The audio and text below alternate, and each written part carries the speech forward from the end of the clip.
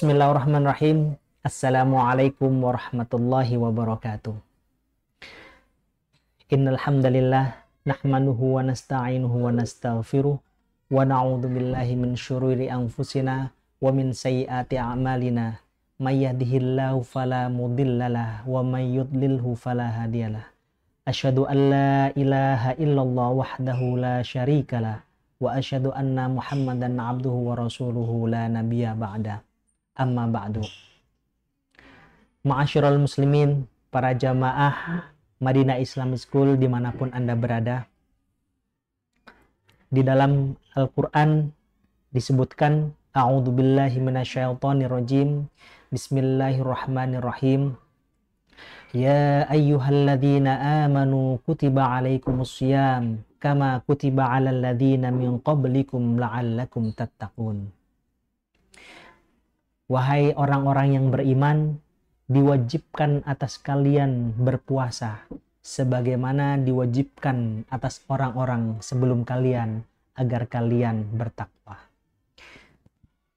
Berbicara tentang puasa adalah bicara tentang ibadah yang sudah tua, memiliki histori yang begitu panjang. Dimulai dari peristiwa Nabiullah Adam alaihissalam diturunkan dari surga ke bumi. Suatu ketika, hadis ini diriwayatkan dari Ali bin Abi Thalib karamallahu wajhah.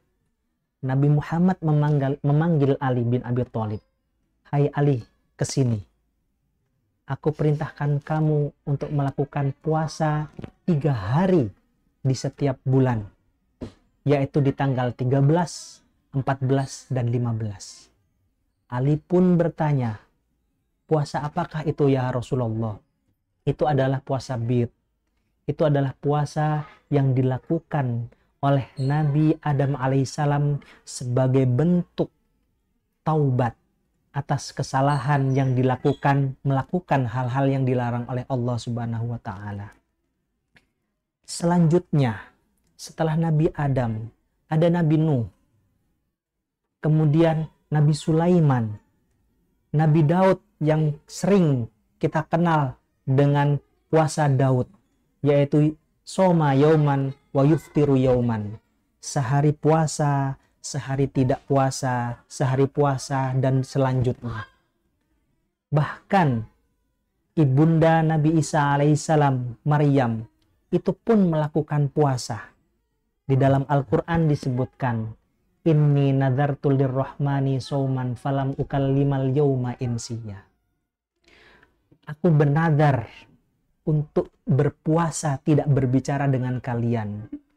Dalam hal ini, puasa di dalam konteks di Bunda Maryam adalah menahan diri untuk tidak melakukan berbicara.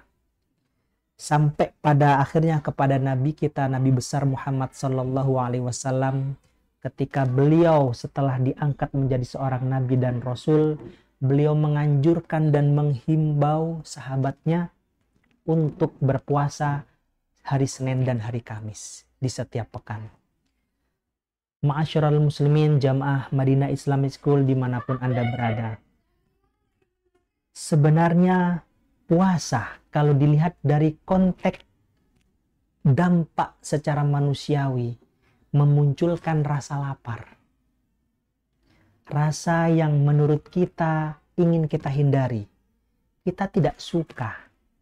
Kita tidak senang dengan rasa lapar ini.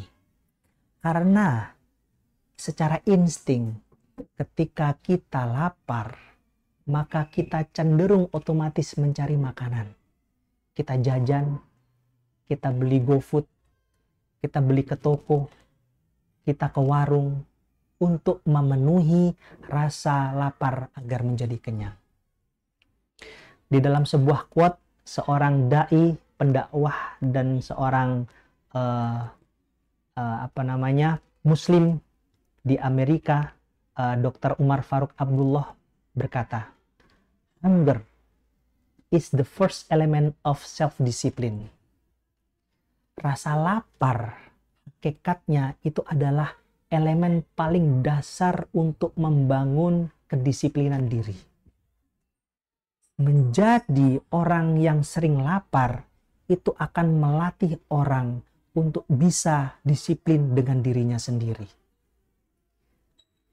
Maka di bulan Ramadan ini, momen puasa, kita akan lebih sering merasakan rasa lapar. Lapar yang dilandasi oleh syariat, lapar yang memakai pakaian ibadah yang bernama puasa. Dengan lapar ini, kita akhirnya bisa menyadari, kita bisa melatih bahwasanya ada hal yang paling penting di dalam pengelolaan diri kita. Ma'asyiral muslimin, Jamaah Madinah Islamic School dimanapun Anda berada.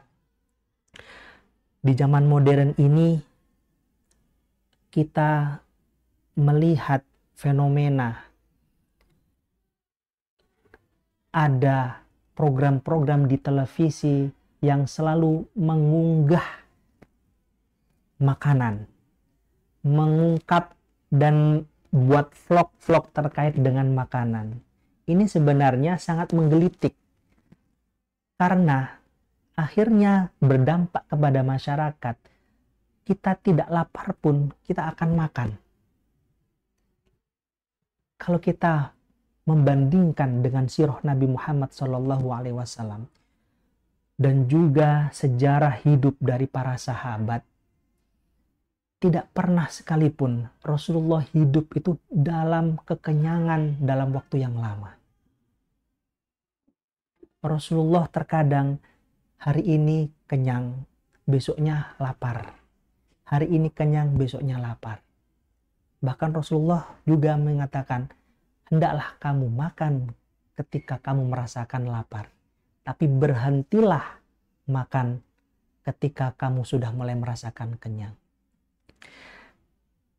Di momen yang begitu bahagia ini, di momen yang sangat berharga sekali, yaitu momen Ramadan, kita berpuasa, kita akan mencoba melatih lagi rasa lapar kita, agar rasa lapar kita memiliki ibadah, agar rasa lapar kita ada nilai pahalanya. Maka kita mulai membiasakan diri. Kita mulai membiasakan diri mulai dari sahur, kemudian sampai kepada buka puasa. Jangan hanya kita merasakan laparnya saja, tapi kita juga melatih diri kita melakukan aktivitas sehari-hari seperti biasa. Bahkan untuk mendapatkan pahala, kita perlu menambah dengan ibadah-ibadah sunnah yang lainnya. Zikir, baca Quran, sholat sunnah, tahajud, dan lain sebagainya. Sehingga kita menjadi umat Islam yang beruntung dengan datangnya bulan suci Ramadan ini. Jangan sampai seperti hadis Nabi yang dikatakan, rubba sha'imin laisa min siyamihi illal ju' wal atos. Jangan sampai kita hanya cuma dapat rasa lapar dan dahaga saja. Meskipun lapar itu memberikan efek dalam bentuk kesehatan, tapi sejatinya sebagai seorang muslim kita merasa rugi. Kita melewatkan hari-hari bulan suci Ramadan hanya dengan lapar saja tanpa ada nilai-nilai ibadah ataupun pahala.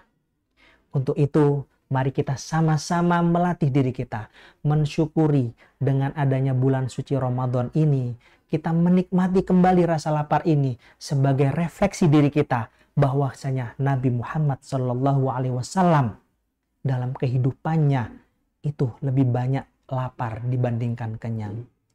Dan kita sebagai umat Islam yang masih bisa memakan dan mendapatkan makanan yang sehat dan enak ketika buka puasa, kita bersyukur Allah masih memberikan kita nikmat makanan.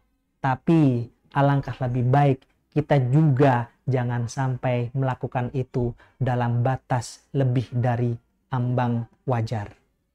Cukup sekian, semoga para jamaah ma'asyiral muslimin, Madinah Islamic School dimanapun Anda berada bisa mendapatkan manfaat, dan kita sama-sama saling mengingatkan diri bahwasanya bulan Ramadan adalah bulan yang harus kita syukuri, bahkan rasa lapar pun harus kita nikmati.